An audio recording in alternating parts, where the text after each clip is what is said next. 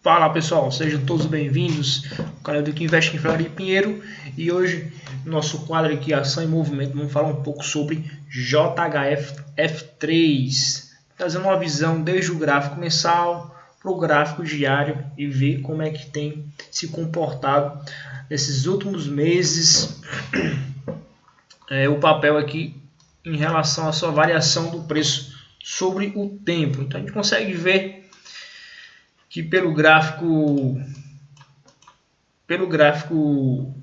mensal, né? Então tinha um movimento aqui, depois teve uma queda entre o período aí de 2012 até 2018, e aí em 2019 conseguiu fazer aqui uma retomada aí, no qual a gente conseguiu ver que durante o ano 2019 ele praticamente até subiu aqui nessa penagem alta, e aí houve essa queda aqui que foi influenciado pela questão do coronavírus, da pandemia, etc.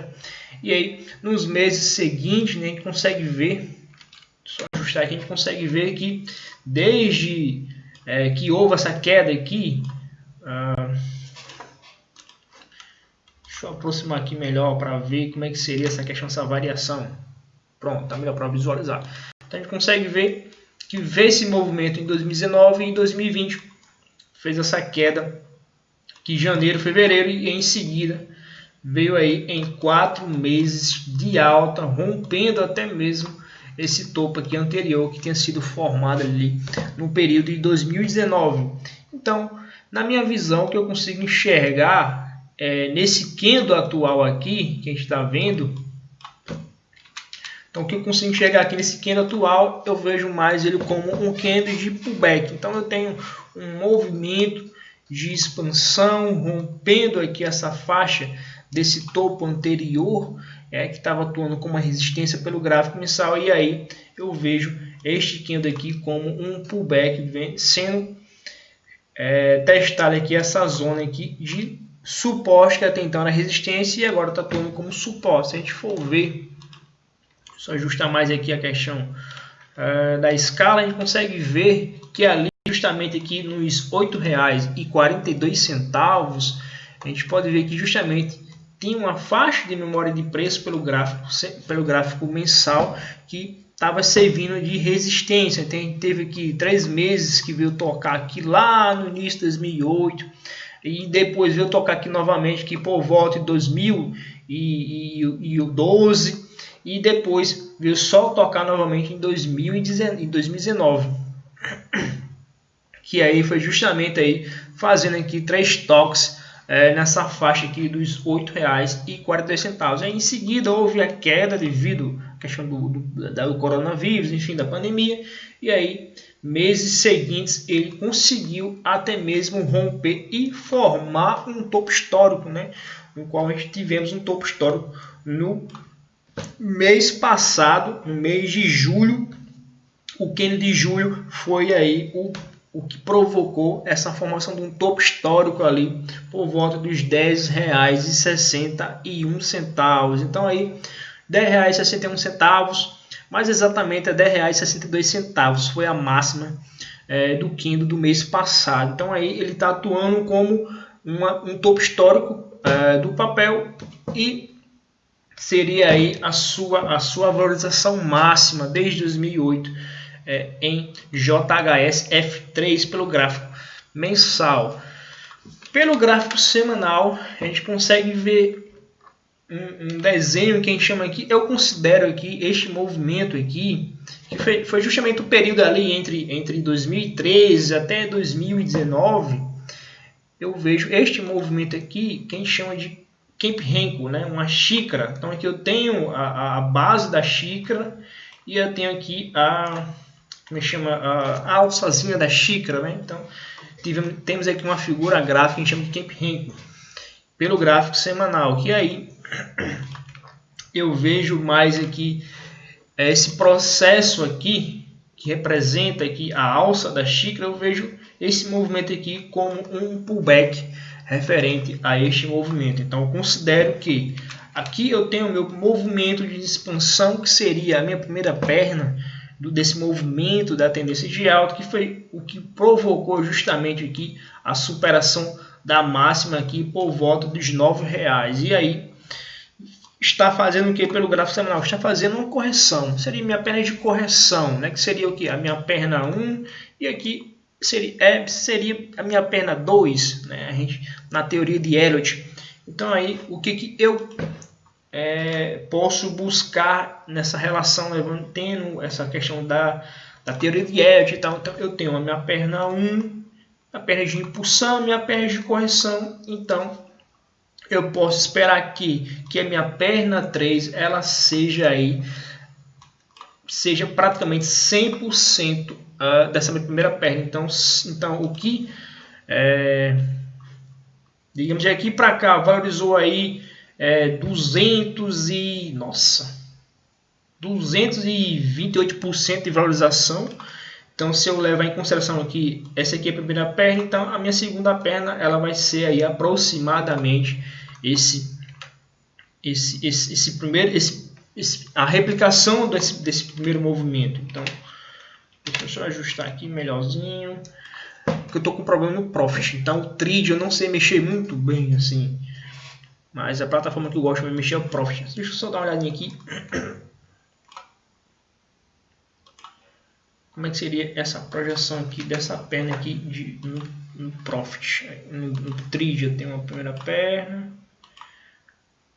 Seria aqui, meu Deus. Isso. Então aí 100% desse movimento, se eu levar em consideração a projeção dessa perna aqui, então 100% desse movimento está aí por volta dos R$15 e R$15,25. Seria aí a projeção aqui dos 100% aqui dessa perna aqui, que seria a projeção 1, 2, 3 de Fibonacci.